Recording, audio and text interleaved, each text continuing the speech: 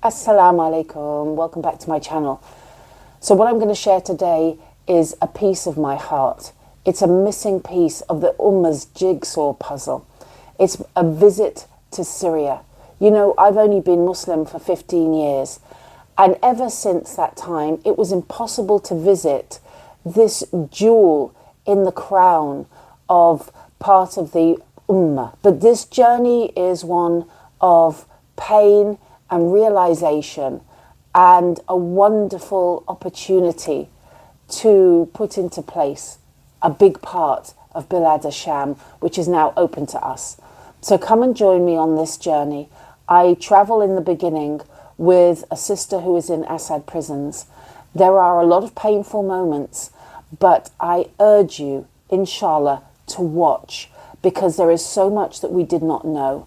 And I want to kick off by thanking Allah Ta'ala for this great opening and to apologize to the Syrian people and say, Wallahi, I didn't know. We didn't know. You tried to tell us, but we didn't know. And now is a time for rebuilding.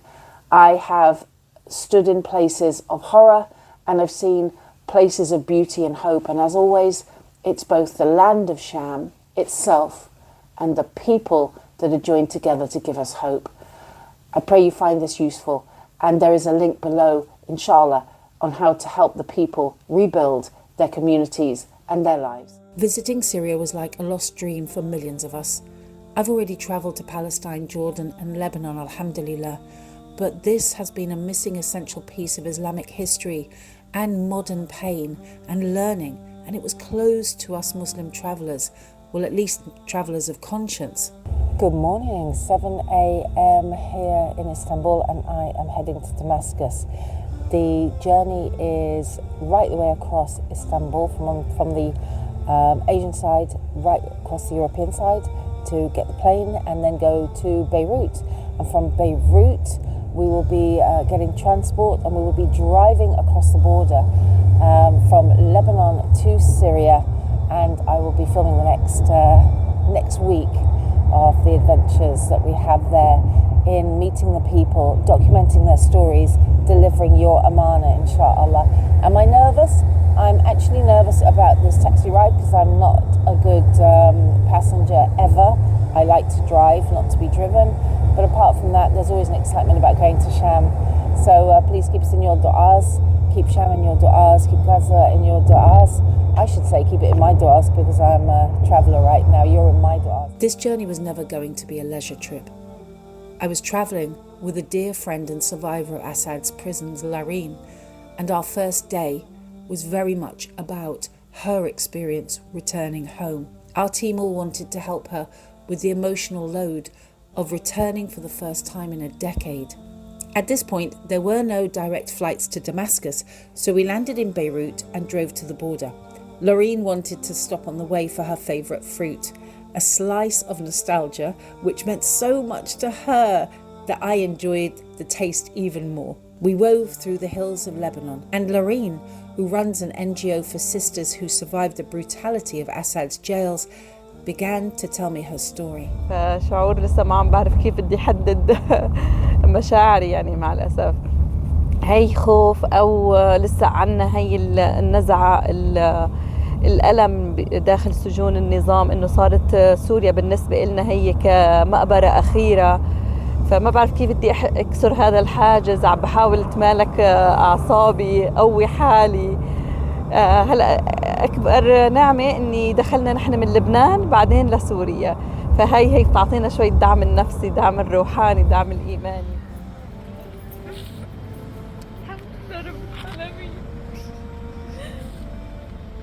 الله يرحم شهداء الثورة اللي ضحوا بأرواحهم ودمائهم لنعيش هذا اليوم العظيم، يوم رجعتنا لسوريا محررة منصورين. رب العالمين، ألا تنصروا الله فينصركم، هذا وعد الله حق. الحمد لله رب العالمين. تتلازم كلماتي عن الشكر، تتلازم كلماتي بمزج الألم مع الفرح مع النصر مع الحزن مع الألم اللي بجواتنا.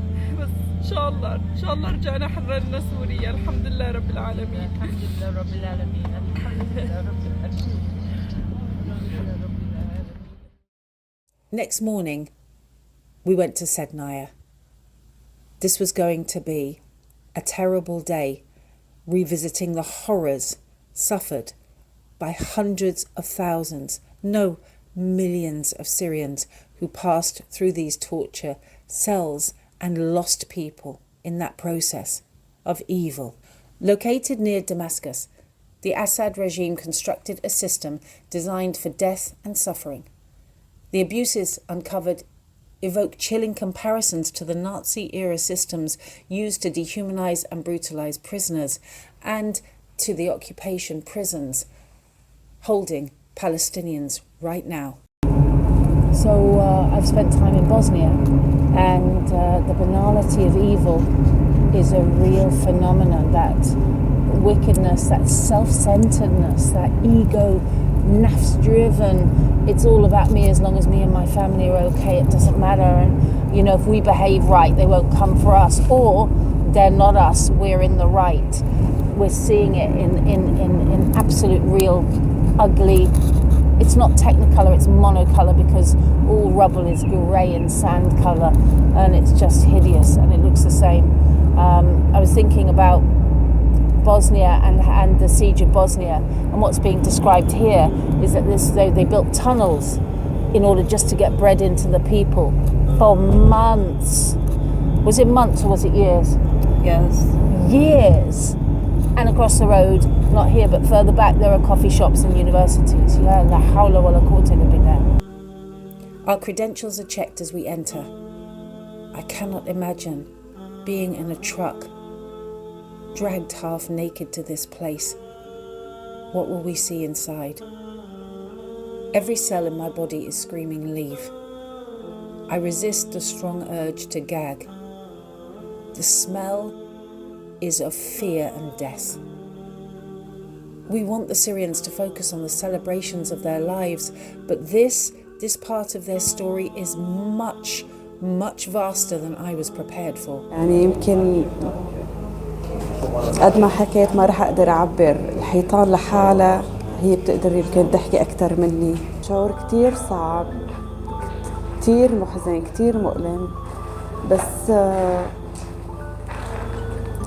في أمل. يعني الحمد لله أنه كنا نحن منتظرين هاي اللحظة، الفرح بالنصر، بتحرير المعتقلين. هي كانت أكبر فرحة إلنا الحمد لله رب العالمين. ما عم نقدر نحدد مشاعرنا، نمزجها بالفرح بالنصر أنه طلعوا المعتقلين، ولا نمزجها بالذكريات المؤلمة، ولا نمزجها بالآلام اللي عم نعيشها هلأ بأجسادنا، بأرواحنا، بنفسيتنا. صعب شعورها عن جد كتير صعب. ما عم نقدر نحدد شو هو شعورنا كمعتقلة عاشت بين يمكن هالحيطان. هلا أنا ما عشت بسيدنايا، بس عاشت مثل هالحيطان. كل بلاطة بتذكر آلامنا، بتذكر الدم اللي سفك من أرواحنا لنطهر هي البلد من النجس والشار. الحمد لله رب العالمين إنه الله مكننا بهذا النصر المبين. بس في جواتنا غصة، في ناس ماتوا، في ناس عاشوا، في ناس خلقت لتعرف شو هي سوريا، لتعرف شو هو الألم اللي عاشوه أهاليهم.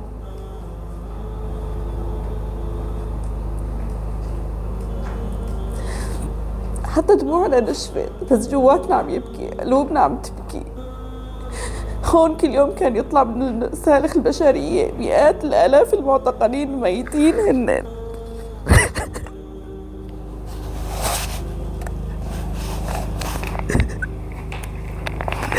ذكريات لا عم ترافقنا.